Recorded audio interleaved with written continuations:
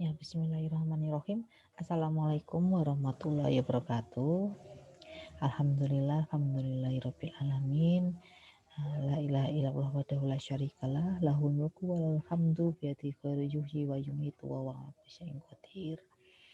Ya, saya ucapkan selamat datang ya kepada mahasiswa yang menempuh mata kuliah MAPS ya, metode alternatif penyelesaian sengketa Fakultas Hukum Universitas Muhammadiyah Malang ya.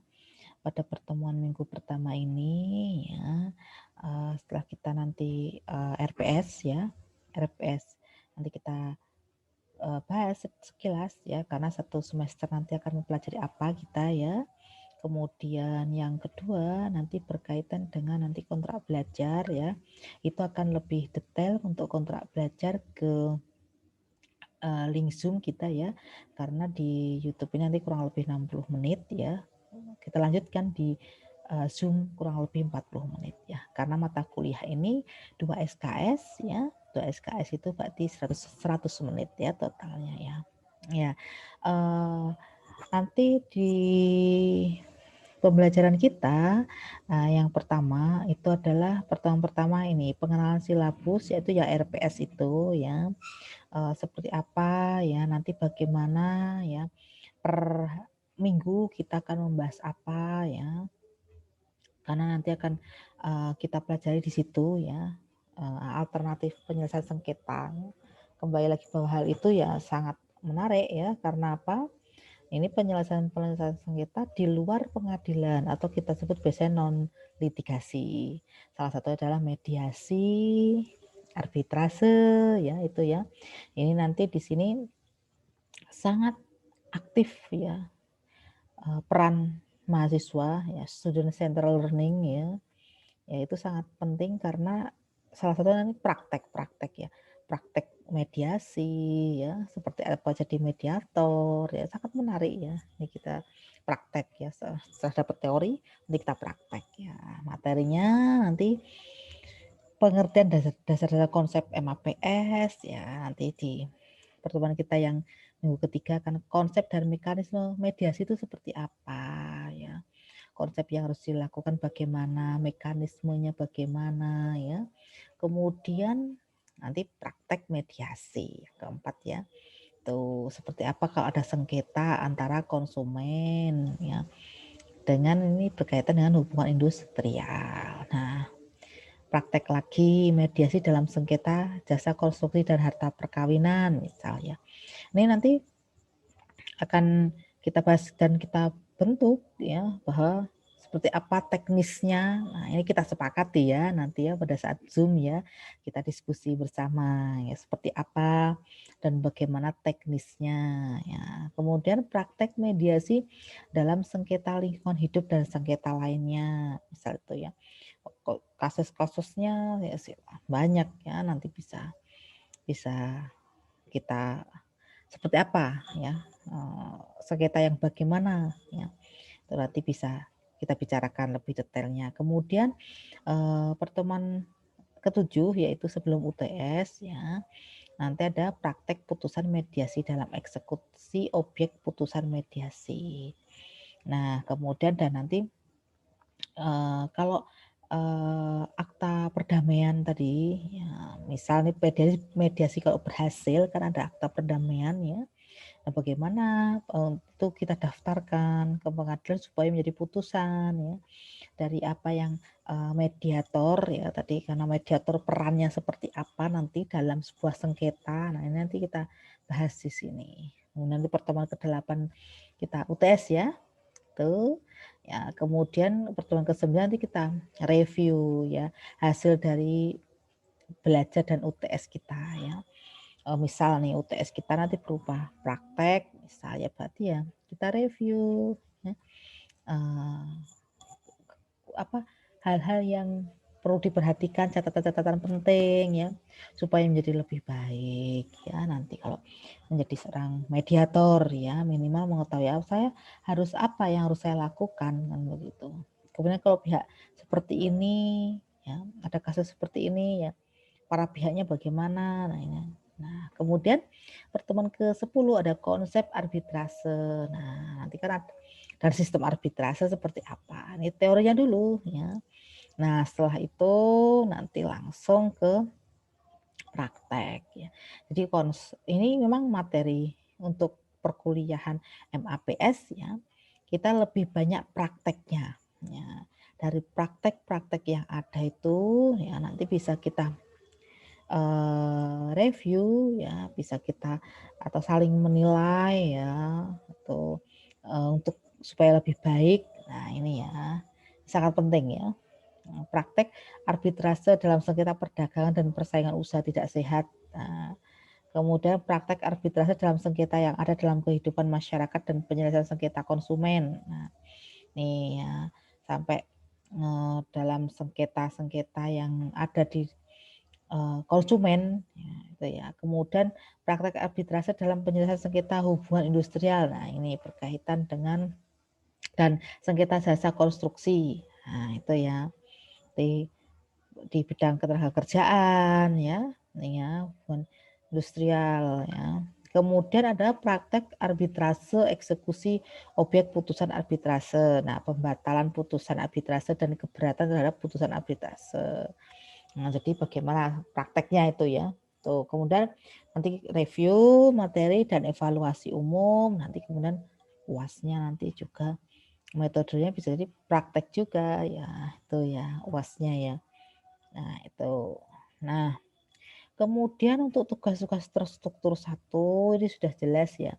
Objek garapannya ya, kemudian bahan kajiannya ya, kemudian batasan yang harus dikerjakan. Ya, emang mahasiswa harus membaca ya, membaca materi-materi ya, buku-buku, artikel-artikel ya, jurnal-jurnal ya yang berkaitan dengan materi kita per minggunya ya. Kemudian di resum itu ya dibuat ringkasan ya, seringkas mungkin untuk bahan kajian ya, untuk kita diskusi supaya bisa menyampaikan apa hal-hal pada saat tatap muka itu, pada saat ketemu di Zoom ya, nanti itu sudah siap untuk diskusi ya. Tuh, jangan sampai kemudian kita bertemu di Zoom namun belum membaca sama sekali, tidak tahu sama sekali, blank ya. Belum melihat channel YouTube prolognya, belum juga membaca, ya itu sangat nanti sedikit sekali ya, sangat minim ya, karena memang lebih banyak tadi tuh student center learning-nya itu harapan saya mahasiswa ekstra ya. Selain tidak hanya mengandalkan pertemuan yang cuma 100 menit ini ya, tapi di luar itu juga membaca buku-buku berkaitan dengan materi MAPS ini ya. Mediasi, arbitrase ya, tuh ya. Kemudian nanti bisa dipresentasikan di forum ya, disampaikan di forum untuk diskusi. Nah, ini ya. Tuh bisa tugas itu bisa individu, bisa kelompok, ya itu ya. Kemudian cara pengerjaan ya, metodenya pencarian bahan kajian bisa dilakukan dengan penulisan pustaka. Ya, itu buku-buku ya, bisa browsing juga untuk jurnal-jurnal di Google Scholar ya, silakan Anda baca di situ ya, dipelajari dan dibuat ringkasan. Tuh ya, diringkas ya. Tuh. Anda buat PPT juga boleh ya, supaya memudahkan ya. Tuh. Kemudian deskripsi luaran tugas yang dihasilkan, mahasiswa menyusun tugas individu berupa resume ringkasan tadi ya, hasil penelusuran bahan-bahan rujukan tadi ya. Ini sebagai bahan kajian untuk diskusi ya, itu. Kemudian ada berkas penyelesaian sengketa MAPS. Nah, jadi seperti apa nanti kasus-kasus yang mau dibahas, apa saja. Nah, itu kan sudah ada item-itemnya ya. Tuh. Nah, kemudian kalau untuk pertemuan kita yang ke-9 sampai terakhir ya, itu ya metodenya hampir sama ya. Tetap kita ada membaca ya, untuk kemudian diresum ya. Kemudian nanti itu supaya untuk bahan diskusi ya, tugas-tugas kelompok individu ya. Tapi lebih lanjut tadi bisa kita diskusikan ya di kelas Zoom kita ya. Itu. Yang paling penting memang kita peran ya untuk kelompok ya, praktek penyelesaian sengketa baik secara mediasi dan arbitrase ini sangat penting ya, ilmu praktek ya. Itu metode cara pengerjaannya nanti bagaimana Anda tetap membutuhkan yang namanya penelusuran ya, library research ya, penelusuran pustaka ya. Tuh kemudian nanti bisa browsing untuk artikel-artikel juga ya. Kemudian tugas-tugas individu ya, kemudian buat PPT ya silakan untuk apa, saya supaya diskusi itu ya nanti bisa nyambung semuanya, supaya nyambung sebelum pertemuan berikutnya harus sudah dibekali dengan membaca ya, untuk supaya bisa kita diskusi ya. Nah, deskripsi luaran tugas yang dihasilkan, mahasiswa menyusun tugas individu berupa resumannya ya, ringkasan hasil penelusuran bahan rujukan tadi ya. Tuh, kemudian penyelesaian sengketa arbitrase dan mediasi ya, ini ya memang untuk penyelesaian itu ya bagaimana dalam praktek, sebelum kita praktek kan harus ada dokumen ya yang harus disiapkan gitu. Misal kasus posisinya bagaimana, siapa yang berperan sebagai pihak pertama, siapa yang sebagai pihak kedua, misal sengketanya apa antara pekerja, buruh dengan pengusaha, misal begitu. Ini contohnya ya. Berarti yang berperan sebagai pengusaha siapa, yang berperan sebagai buruh siapa, yang berperan sebagai mediator siapa. Ini bisa nanti dibicarakan teknisnya ya untuk yang namanya praktek untuk mediasi ya. Nah, nanti itu untuk penilaiannya ya, ini tawaran saja dari saya, kalau kemudian nanti ada, "Oh, apa Bu, begini dan seperti apa bisa kita diskusikan ini ya." Nih grade-grade penilaian ya. Kalau ini kenapa grade-nya seperti ini, kita mengikuti rumus yang ada yang ditentukan oleh kampus ini ya. Nah, standarnya bagaimana? Bisa dapat nilai A, B, C, D, E bagaimana? Yang supaya nilai saya A bagaimana? Saya harus seperti apa? Apa yang harus saya lakukan? Nah, ini ada deskripsinya ya. Kemudian untuk soft skill-nya ya, bagaimana dikatakan bagus ya, itu ya. Jadi nanti sebagai seorang mediator tuh bagaimana sikapnya, informasi ya yang disampaikan dan seterusnya ya, sesuai dengan kasusnya ya. Tuh. Nah, yang paling penting ini berani mengemukakan pendapat, itu sangat penting. Boleh-boleh saja Anda berpendapat ya. Nah, kemudian di situ bisa jadi Anda didukung dengan saya baca buku di sini, pengarangnya ini itu untuk mencantumkan bahwa ini referensinya di sini, kan gitu ya. Itu akan lebih meyakinkan ya bahwa mengenai materi mediasi ya kan ya. Di buku ini seperti ini, misal. Boleh, sangat boleh. Dan saya memang silakan buku-buku pengarangnya siapapun, yang penting relevan dengan pembahasan kita ya. Materinya itu sesuai dengan pembahasan, relevan ya, sangat bagus ya tuh ya. Nah, untuk menghargai pendapat teman, nah ini yang paling sangat penting ya, jangan sampai terjadi debat kusir ya, diskusi tapi tetap kita tidak boleh memaksakan kehendak kita ya. Jadi harus menghargai pendapat orang lain ya, sering memberikan pertanyaan, jawaban, komentar dalam diskusi ya, misal itu ya bertanya, ya jawab, ya komentar, kan begitu ya.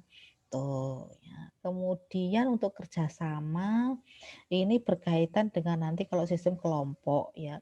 Jadi kerjasama seperti apa di dalam kelompok itu dia tuh. Jadi mampu mengerjakan sesuatu dengan berbagi pekerjaan dengan temannya, atau dia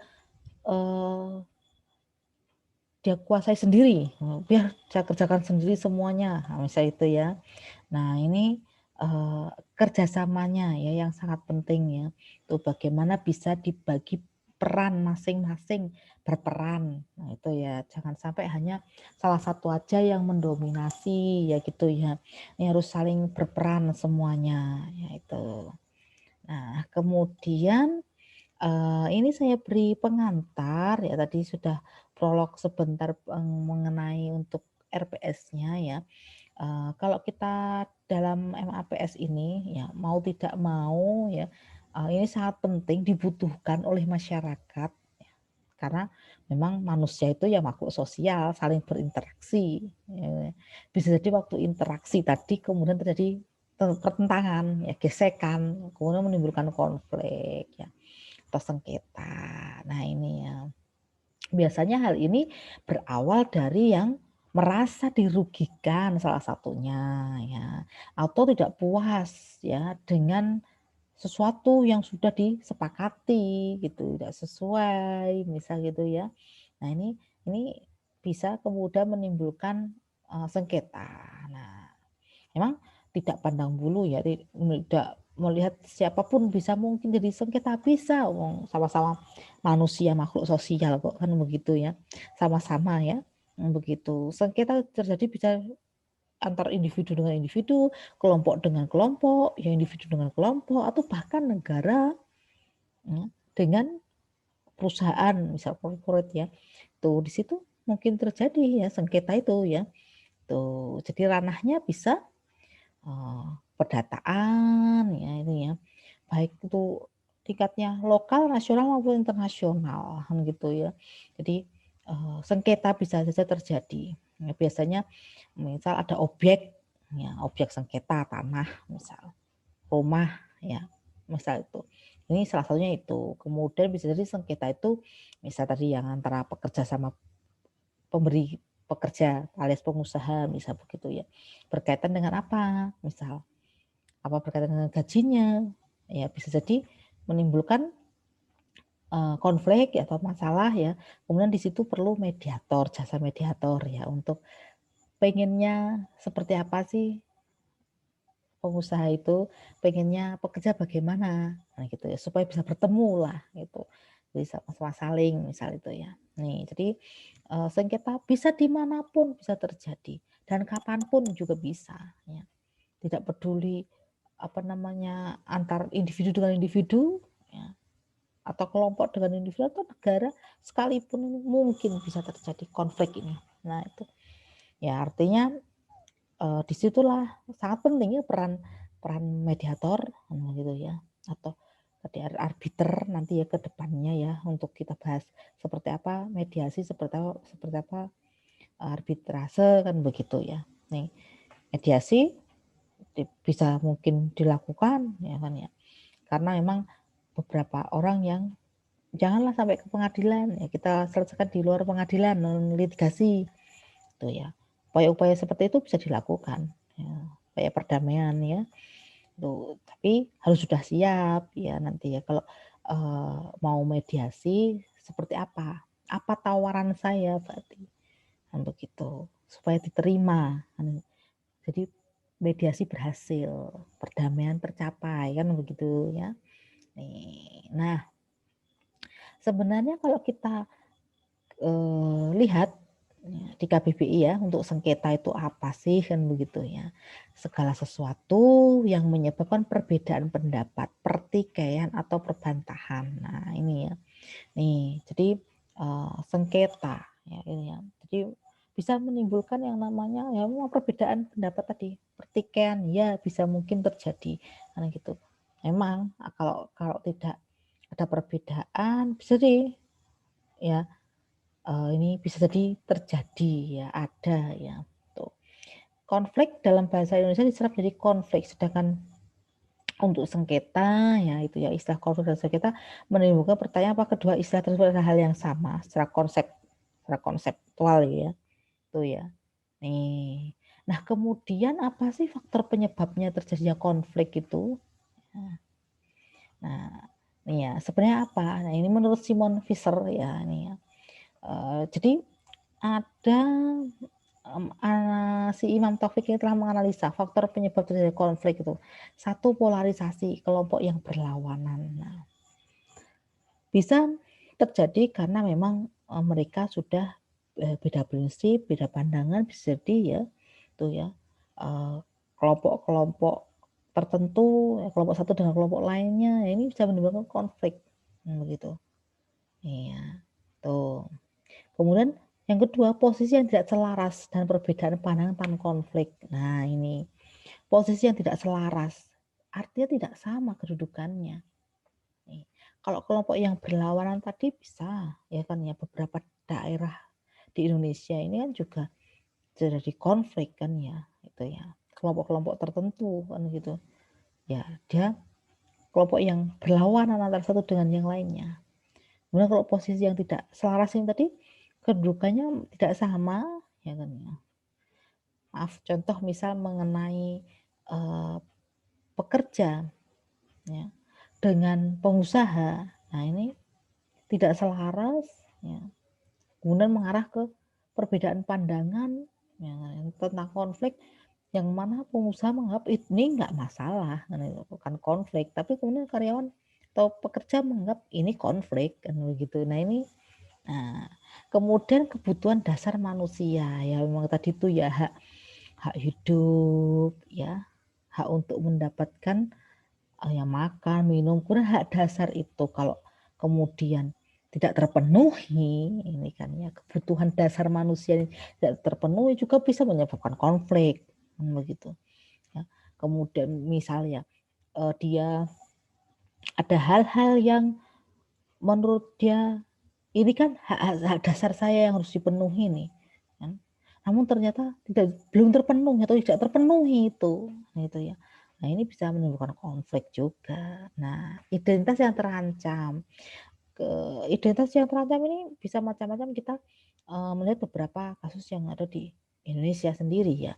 Tuh, suku-suku tertentu ya, kemudian antara suku satu dengan suku yang lain, kemudian terjadi konflik ya. Karena merasa terancam identitasnya ya. Dia pendatang nih, lama-lama nanti dia menggusur kita kan begitu, identitasnya terancam. Nah, ini ya. Nah, kemudian ketidaksetaraan dan ketidakadilan ini yang sangat sangat riskan terjadinya konflik. Karena apa? Terjadi ketidaksetaraan ya. Kemudian terjadi ketidakadilan, merasa yang satu tidak mendapatkan keadilan ya. Kemudian keadilan tidak berpihak pada dirinya kan ini rawan terjadinya konflik itu tadi. Nah, ini ya, penyebab-penyebab banyak ya. Bisa jadi ketidakcocokan cara berkomunikasi di berbagai budaya. Cara komunikasi, nah ini sangat penting ya, karena apa namanya terjadi konflik ya. Ada yang pernah cerita nih, saya ceritakannya. Karena emang beberapa waktu yang lalu saya ikut sekolah untuk apa pendidikan yang untuk mediator ya, itu salah satu pematerinya menyampaikan begini, karena beliaunya kebetulan dari luar Jawa ya, ini berkaitan dengan ketidakcocokan dalam berkomunikasi ya di berbagai budaya ya, ini saya contohkan ya, menarik sekali ya. Beliau dari luar Jawa, pertama kali datang ke Jawa, khususnya di Jogja ya beliau waktu itu, berapa puluh tahun yang lalu waktu itu ya. Sedangkan apa namanya budaya di sana sama di sini waktu itu dikiranya sama saja kan begitu ya menurutnya. Nah, beliau jalan aja di desa-desa gitu ya, keliling dekat kosannya dia gitu ya. Ada ibu-ibu ya, di situ ada yang nyapu gitu ya, di depan rumahnya. Kemudian ada yang bilang gini, "Dek, mari mampir," gitu kan, "monggo pinara," gitu ya. Terus, betul betul betul, dia betul mampir juga ini, ya, duduk di ruang tamu, terus ditanya sama ibunya yang punya rumah ini, eee, "Sudah sudah makan belum, Dek?" "Belum." Wah, dia bilang justru begitu kan ya. Ya, kemudian dikasih makan betul. Nah, itu berlangsung sekali, 2 kali, 3 kali katanya kan. Kemudian berikutnya begitu ibu ini yang nyapu di depan rumah ini begitu melihat ada orang yang biasanya ditawari, loh itu datang lagi lewat, pintunya udah ditutup itu, kan gitu ya katanya. Terus kemudian yang lewat ini gini, "Kenapa ya?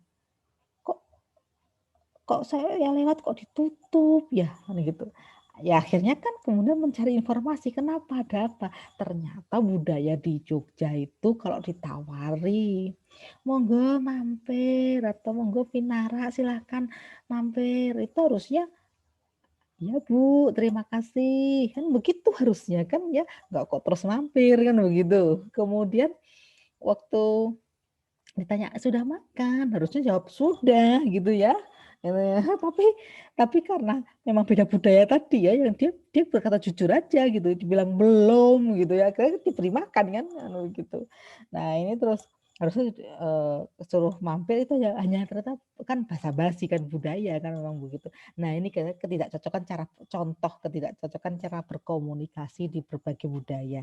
Itu bisa jadi memang budaya satu dengan yang lainnya berbeda kan begitu. Mohon maaf bisa jadi kalau yang di, Ambon, Ternate ya, "Ayo mampir," ya betul-betul mampir betul kan begitu kan. Kalau di mohon maaf kalau di Jawa misal bisa jadi itu basa-basi kan begitu, "Monggo Vinara, mau mampir," kan gitu kan ya. Inilah ya ketidakcocokan cara berkomunikasi tadi, ya itu. Ya akhirnya ya, eee, kemudian ya terjadi konflik kan begitu ya itu ya, yang tadi ya saya contohkan tadi ya. Kemudian butuh waktu berapa, waktu ya untuk menyelesaikan konflik tersebut. Ternyata yang satu tadi karena dari pendatang baru di situ dari luar Jawa lagi belum tahu budayanya di Jogja bahwa silakan mampir, itu harusnya jawabnya, "Oh iya terima kasih Bu," harusnya begitu ya. Kemudian ditawarnya, "Yuk makan." "Sudah makan belum?" Harusnya jawab, "Sudah," padahal meskipun belum kan begitu ya. Ini ya ternyata ketidakcocokan dalam berkomunikasi di berbagai budaya. Nah ini harus nih seperti itu kan gitu ya. Nih contohnya ya. Nah, fase atau tingkatan konflik, ya Ahmad Romsan menjelaskan bahwa konflik terjadi melalui fase berikut. Nah ini, jadi konflik itu bisa muncul fase-fasenya ya kan ya. Sebenarnya kalau fase awal itu bisa diantisipasi berarti ya.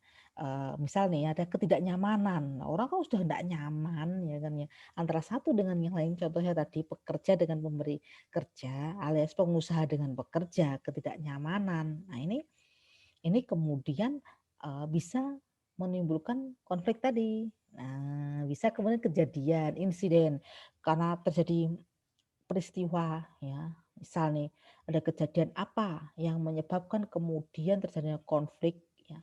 Misal terjadi kok tidak sama, antara ini hitungan ya, pemasukan misal begitu ya, segini kan gitu kan ya, pengeluarannya segini kan, peristiwa kan ini kan ya kejadian. Kejadian itu bisa menyebabkan kemudian ada konflik kan gitu ya, antara pekerja ya, contoh saya beri pekerja dengan pemberi kerja ya, berarti, pekerja dengan pengusaha kan begitu ya. Ini kok bisa, kemana kan begitu. Ini tingkatan konfliknya. Nah, kemudian yang paling penting adalah kesalahpahaman. Nah, ini bisa mungkin jadi konflik. Ya, bisa jadi kesalahpahaman dalam hal apapun, misal gitu ya. Salah paham. Jadi antara satu dengan yang lainnya. Bisa ini antara antara permasalahan di sini bisa terjadi antar suku satu dengan yang lainnya atau ya di daerah-daerah tertentu yang terjadi konflik ya atau antara eee, perusahaan ya, dengan negara ya, terjadi kesalahpahaman ya itu ya. Jadi, karena masih salah paham berarti bisa jadi salah satu belum paham ya mengenai bisa jadi MOU-nya, perjanjiannya, hak dan kewajibannya kan begitu ya. Nih, jadi misunderstanding ya, itu. Jadi bisa terjadi ini, bahaya di situ ya. Kemudian ada ketegangan. Kalau kalau ini sudah tingkatan yang sudah, ya saya sebut agak parah ya gitu, kalau sudah terjadi ketegangan kan begitu ya. Jadi antar satu dengan yang lain sudah terjadi ketegangan ya, berarti sudah, tidak harmonis ya, itu sudah mengarah ke sangat, hampir parah kalau saya ya, levelnya sudah tinggi ya ketegangannya.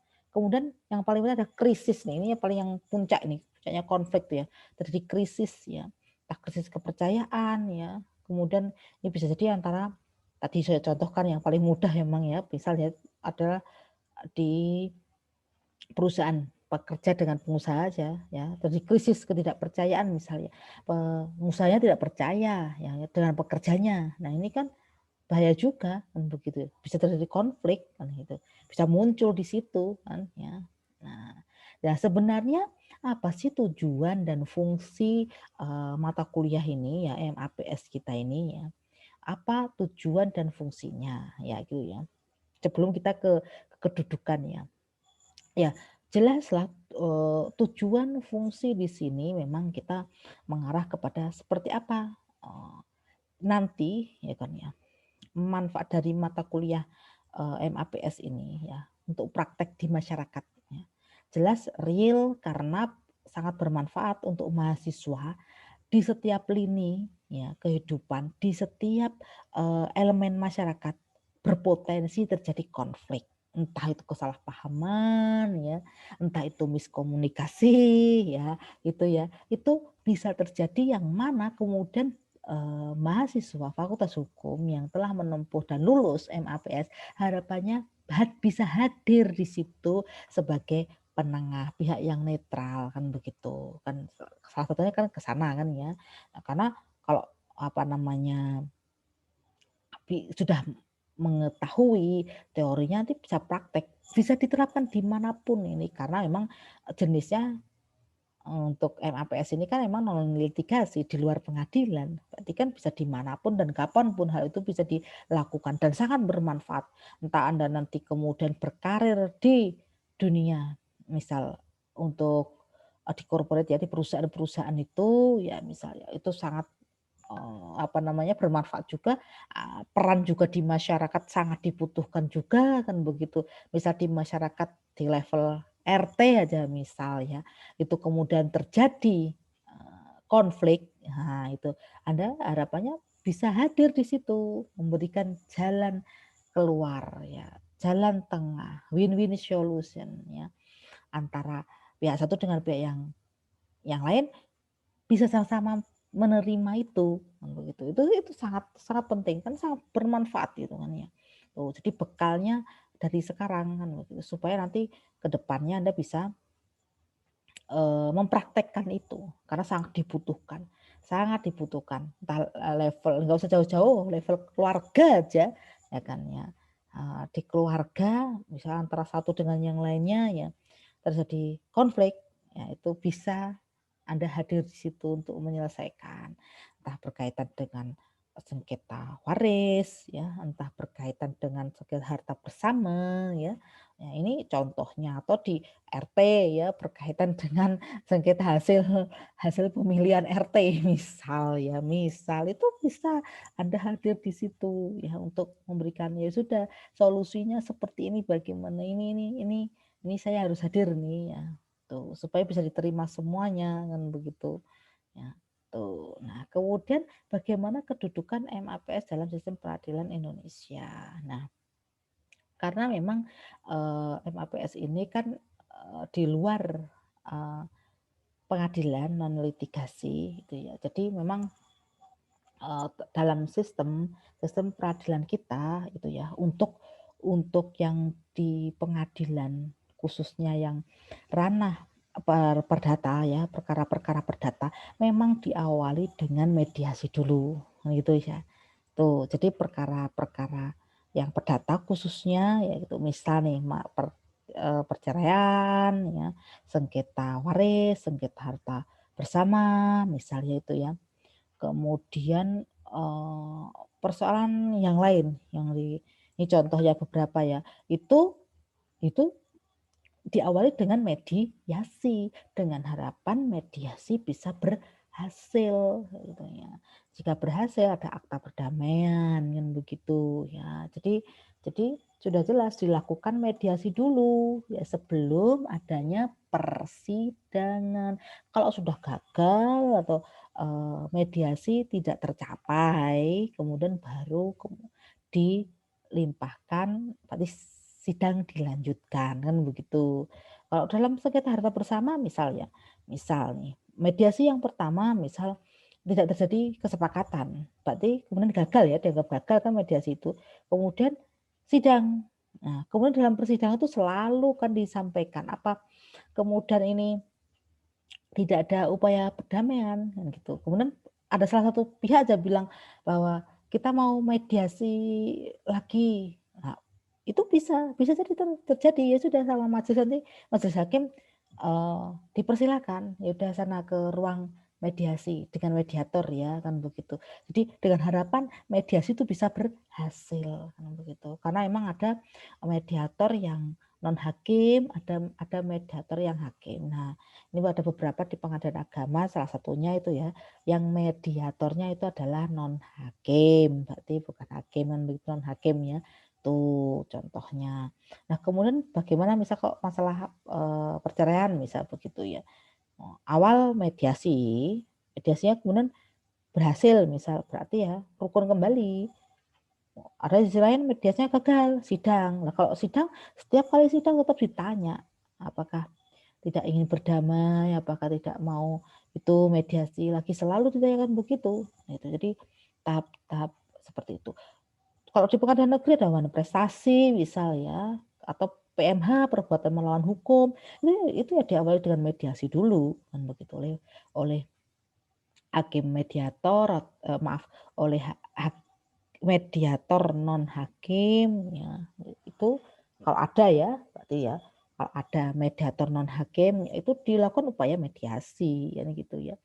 Ya itu mediasi dilakukan. Nah, nanti kalau mediasi berhasil ini harapannya kan ke sana supaya mediasi bisa berhasil dilakukan. Ini nih jadi selalu diawali itu kalau di pengadilan ya itu. Tuh kira-kira ya apa namanya, nanti kita lanjutkan diskusi ya, kita diskusi kemudian semuanya ya tanya jawab, presensi dan semuanya kita lanjutkan, link Zoom ya, ini ya. Ini terima kasih, insya Allah kita nanti ketemu di minggu yang kedua ya dengan pembahasan yang lain, masih dengan mata kuliah MAPS ya bersama saya Tini Dwi Cahyani. Mohon maaf jika ada kesalahan ya, kalau ada kebenaran datangnya dari Allah Subhanahu wa taala, kalau itu ada kesalahan datangnya dari saya pribadi. Terima kasih. Nasrul minallah wa taufiq. Wassalamualaikum warahmatullahi wabarakatuh.